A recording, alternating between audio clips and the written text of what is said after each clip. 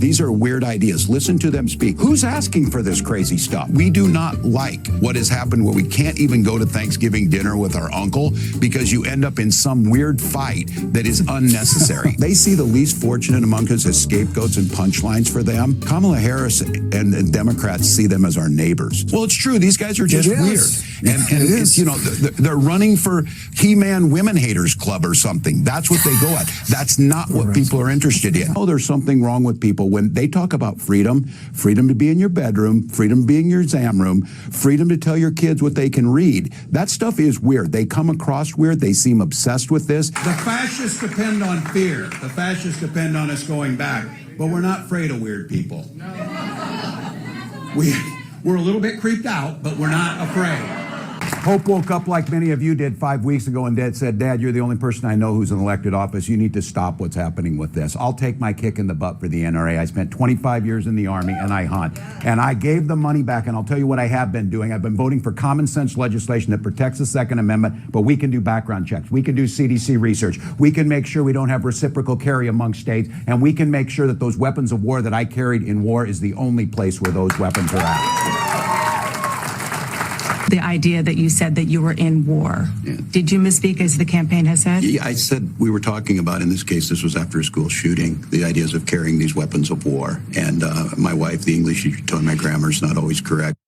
The Harris campaign seems to be following your lead, echoing this language. Why do you think weird is a more effective attack line against Trump than what Democrats have been done previously, which is argue that he's an existential threat to democracy?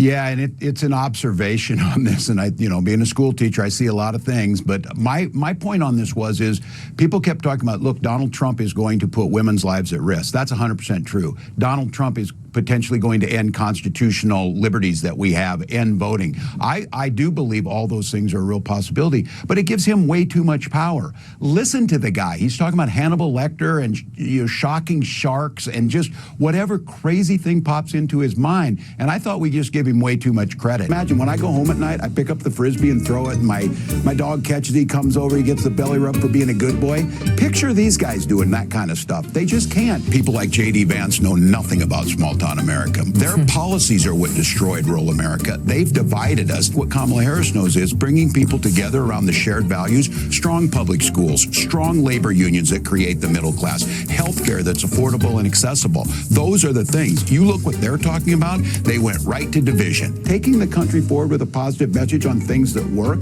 that's what people are inspired about. I'm telling you, they got nothing.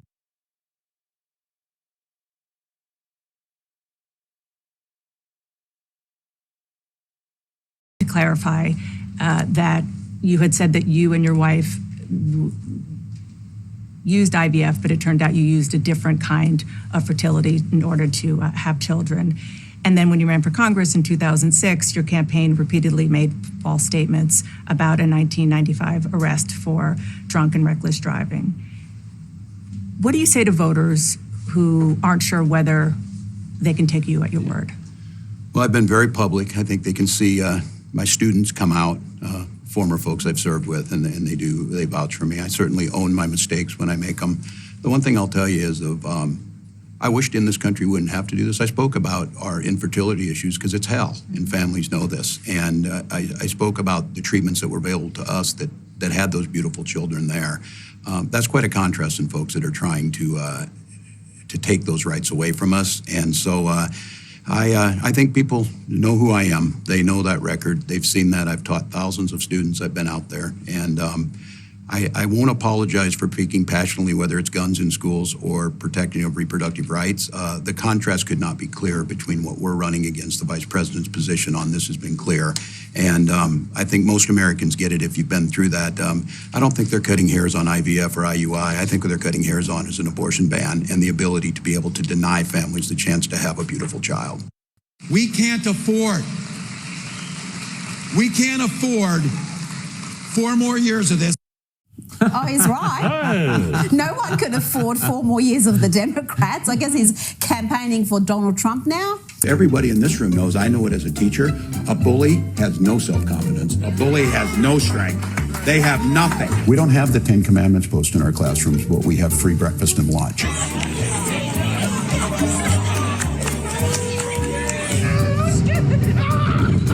Have you ever seen the guy laugh? That seems very weird to me that an adult can go through 6.5 years of being in the public eye. If he has laughed, it's at someone, not with someone.